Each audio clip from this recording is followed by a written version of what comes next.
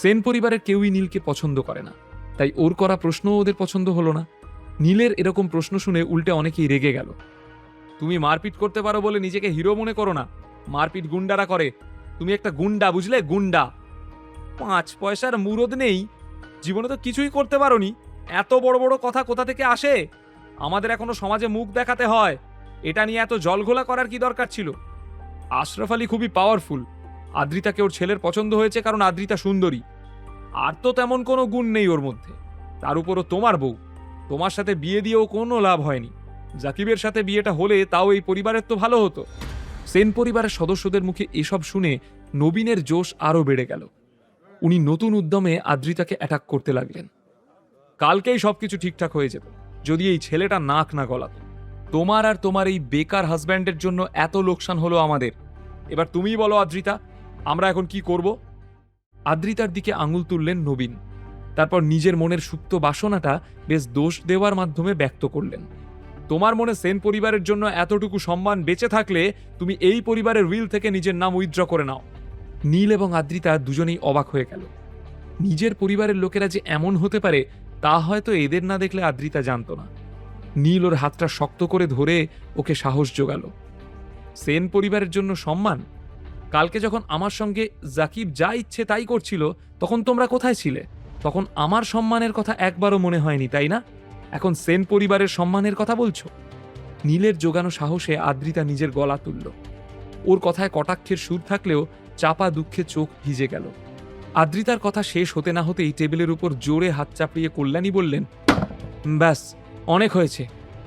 এরপর আদ্রিতার দিকে নজর ঘোরালেন। আদ্রিতা, কালকে তোমার সঙ্গে যা ঘটেছে তা একেবারেই উচিত হয়নি, কিন্তু কাল রাতে আমি এই ব্যাপারে অনেক ভেবেছি। আমি তোমার ঠাকুমা, তোমার খারাপ চাই না। আশরাফ আলী আর ওনার ছেলে পুলিশের হেফাজত থেকে ছাড়া পেলে তুমি নীলকে ডিভোর্স দিয়ে দেবে। তারপরই আমি আশরাফ বাবুর কাছে তোমার আর ওনার ছেলের বিয়ের কথা বলবো। ঠাম্মা, এসব কি বলছো তুমি? ওই লম্পট লোকটার সাথে বিয়ে? কখনো না। আর আমি কতবার বলবো যে আমি নীলকে ডিভোর্স দেব না? তোমরা আমার বিয়েটাকে কি ছেলে খেলা ভাবো? কথায় কথায় একে বিয়ে করে নাও, ওকে বিয়ে করে নাও। এটা আমার লাইফ, আমার চয়েস। কল্যাণীর কথা শুনে আদ্রিতার চোখ মুখ লাল হয়ে গেল।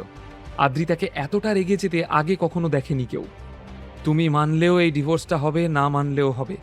সেন পরিবারের মেয়েদের কাছে পারমিশন নেওয়া হয় না, অর্ডার করা হয়। আর তাছাড়া বাবা মারা যাওয়ার পর মা মেয়ে তো আমাদের পরিবারেই পড়ে রয়েছ, তার প্রতিদান তো তোমাদের দিতে হবে আদ্রিতা। আর সেন পরিবারের ভালোর জন্য আমি যা খুশি তাই করতে পারি, আশা করি তুমি সেটা জানো। কল্যাণীর মুখে এসব কথা শুনে আদ্রিতার চোখ মুখ অন্ধকার হয়ে গেল। মেয়ে নয়, যেন সেন বাড়ির খেলার পুতুল আদ্রিতা। অপরদিকে কল্যাণীর কথা শুনে পরিবারের বাকি সদস্যদের মুখে হাসি ফুটল। আদ্রিতা আর নীলের ডিভোর্সের কথা শুনে সকলেই ভীষণ খুশি। আর খুশি হবে নাই বা কেন? নীলের সঙ্গে ডিভোর্স হলে জাকিবকে বিয়ে করবে আদ্রিতা, আর জাকিবকে বিয়ে করলে সেন পরিবারের কপাল খুলে যাবে। সেন পরিবারের সদস্যদের জন্য এর থেকে আনন্দের দিন আর কি বা হতে পারে? আর জাকিবকে বিয়ে করে আদ্রিতা ভালো থাকবে নাকি খারাপ, তাতে সেন পরিবারের কারো মাথা ব্যথা নেই। তারা শুধু পয়সা চেনে। সবার কথা শুনে জোরে জোরে হাসতে লাগলো নীল। আপনারা আদৌ নিজেদের কথা শুনতে পাচ্ছেন? আমি ভাবিনি যে আজকের মিটিংটা এত হাস্যকর হবে। তুমি হাসছো কেন? এতে হাসির কি আছে? ঘেন্নার চোখে নীলের দিকে তাকিয়ে প্রশ্ন করলেন কল্যাণী। হাসির কি আছে? আপনার এই পরিবারকে দেখে হাসছি। এটা ভেবে হাসছি যে আপনাদের চিন্তা ভাবনা কতটা ছোট। আমার বউয়ের বলিদান দিয়ে আপনারা পরিবারের ভবিষ্যতের কথা ভাবছেন। খিল্লি করে বলতে লাগলো নীল। তারপর নবীনের দিকে এগিয়ে গেল সে। একদিকে নবীন কাকা পরিবারের সম্মানের কথা বলছেন, অন্যদিকে আপনারা পয়সার জন্য পরিবারের মেয়েরই সম্মানহানি করছেন। এগুলো হাসির কথা নয়। এসব কি বাজে বকছো? প্রচণ্ড রেগে গিয়ে কল্যাণী দেবী সোফা থেকে উঠে দাঁড়ালেন। তোমার মতো অযোগ্য মানুষের মুখ থেকে আমি সেন পরিবারের বিরুদ্ধে একটা কথাও শুনতে চাই না। কি শুনতে চান না? এত উদ্ধত কিসের আপনার? নিজের পরিবারকে নিয়ে কিসের এত গর্ব আপনার? এমন একটা পরিবারের আপনি নাকি হেড অব দ্য ফ্যামিলি। নিজের পরিবারকেই বাঁচাতে পারলেন না, পরিবারের কাউকে মানুষ করতে পারলেন না, আর এখন আমার বউয়ের কাঁধে বন্দুক রেখে চালাতে চান? কল্যাণীকে যা ইচ্ছা তাই করে বলল নীল। এবার কল্যাণীর দিকে এগিয়ে গিয়ে ওনার চোখে চোখ রাখল সে। আপনি তো একজন মহিলা, একজন মা, একজন ঠাম্মা। পয়সার জন্য নিজের নাতনিকে জাকিবের মতো একটা ছেলের হাতে তুলে দিতে আপনার হাত কাঁপবে না? কথাটা একদম বুকের মাঝে গিয়ে বিঁধল কল্যাণীর। বেরিয়ে যাও বলছি। কেউ এসে এই ছেলেটাকে আমার চোখের সামনে থেকে দূর করে দাও। আমি একে আর এক মুহূর্তের জন্য সহ্য করতে পারছি না, চিৎকার করে বললেন কল্যাণী। আমিও দেখতে চাই কার বুকের পাটায় এত দম যে নীল রায়চৌধুরীর গায়ে হাত দেয়। নীলের চোখে মুখে ভয়ের লেশমাত্রও নেই। আগুন চোখে কল্যাণীর দিকে তাকিয়ে থাকল সে। গতকাল নীলের অমন রূপ দেখার পর সকলেই নীলকে নিয়ে একটু ভয় পেয়ে রয়েছে। এই সিচুয়েশনে কেউ ওর গায়ে হাত লাগানোর সাহস করবে? সেন পরিবারে কি এতটা সাহসী কেউ রয়েছে? সিচুয়েশন আউট অফ কন্ট্রোল চলে যেতে দেখে আদ্রিতা ঘাবড়ে গেল। ওর চোখে মুখে ছিল চিন্তার ছাপ। নীলের জামাটা টেনে আদ্রিতা ওকে বলল, আর কিছু বলো না, ঠাম্মা এমনিই রেগে আছে। আদ্রিতা, তুমি একদম চিন্তা করো না। আর কিছুক্ষণের মধ্যে সেন পরিবারের সবাই এসে তোমার পায়ে ধরে ক্ষমা চাইবে। আদ্রিতাকে এসব বলে আশ্বস্ত করতে চাইল নীল, কিন্তু কথাটা একটু জোরেই বলে ফেলেছে সে। পরিবারের সকল সদস্য নীলের এই কথা শুনতে পেল। নীলের কথা শুনে পরিবারের সদস্যরা আবার নিজেদের মধ্যে আলোচনা করতে লাগলো। রোজ দিন এই বাড়িতে নীল আর আদ্রিতার জন্য তামাশা লেগেই রয়েছে, আমরা ক্ষমা চাইব কেন? এবার কিন্তু নীল বাড়াবাড়ি করছে, তাও আবার আদ্রিতার কাছে। নীল পাত্তা দিল না, সোজা আদ্রিতার পাশে গিয়ে দাঁড়ালো। দুজন শক্ত করে দুজনের হাত ধরল।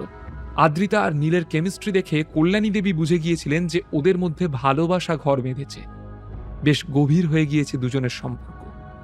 কিন্তু এসব দিয়ে ওনার কি? এসব ভাবতেই মাথার ভেতর আগুন জ্বলে গেল ওনার।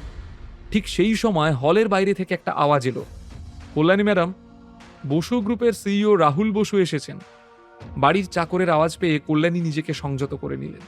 তারপর রাহুল ঘরে ঢুকতেই তাকে নবীন সেন এবং কল্যাণী দুজনে মিলে ওয়েলকাম জানালেন। আমি আবার আপনাদের বিরক্ত করতে চলে এলাম। একথা বলতে বলতে হলের মধ্যে প্রবেশ করলো রাহুল। ওর পেছনে রয়েছে কয়েকজন বডিগার্ড। রাহুল ঢুকেই একবার নীলের চোখে চোখ রাখল এবং তারপরই কল্যাণীর দিকে তাকিয়ে হাত জোড় করে নমস্কার করলো রাহুল বসু। রাহুল বসুকে নীল কি মেসেজ পাঠিয়েছিল? হঠাৎ করে রাহুলের সেন ম্যানশনে আসার কারণ কি? এই সেন পরিবার কবে নীলের দাম দেবে? সত্যি কি আদ্রিতা এবং নীল আলাদা হয়ে যাবে এবার? বিনামূল্যে গল্প শুনতে নিচের ইনস্টল বাটনে ক্লিক করুন এবং পকেট এফএম ডাউনলোড করুন। লিঙ্কটি রয়েছে ডেসক্রিপশনে।